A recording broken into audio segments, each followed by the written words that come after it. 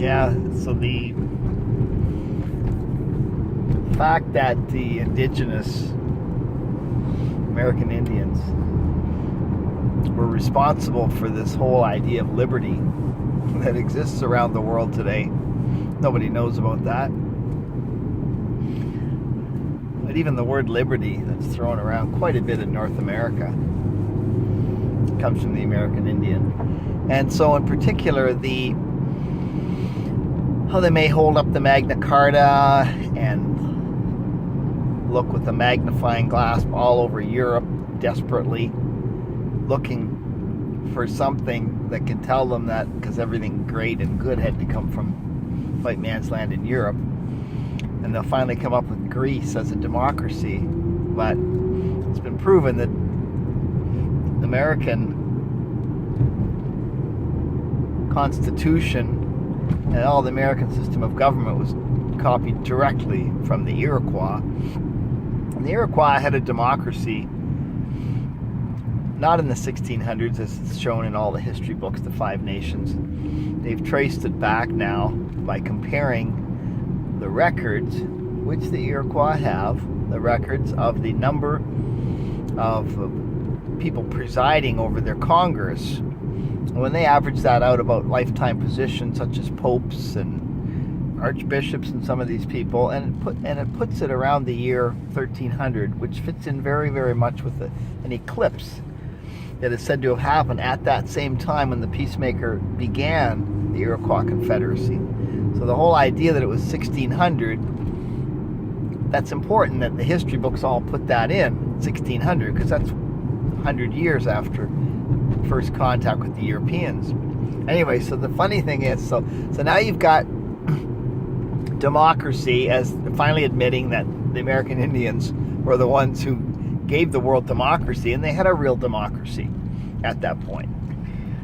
The idea of liberty around the world during Arab Spring and several other of these types of liberation movements that they may not flourish completely and come to pass, but there's a liberation movement that happens at that one moment, and they will always tend to pull out Americanisms, and something like the song "We Shall Overcome" may be the theme at one of them. They'll use things implanted from America, and that idea of liberty, which they trot out the American, that came from the Indians in the first place. And this idea of the Indian who lived his life in liberty and was free, I mean, that was petrifying to the Europeans when reports first went back about these people. And they used to send spies and emissaries over to try to figure out what is the situation. They elect their own leaders, like, what are we going to do about this? Because it was spreading, and eventually it did spread to the Americans, of course. So you've got democracy, you've got the idea of liberty. Now, women's liberation can now be traced to the American Indian through the names of some of the early women suffragette leaders who basically hung out with American Indians and were influenced by American Indians. Because American Indians in this Iroquois Confederacy, which is the first United Nations in the world, the women rights at that time would make the women of the Western world envious by today's standards.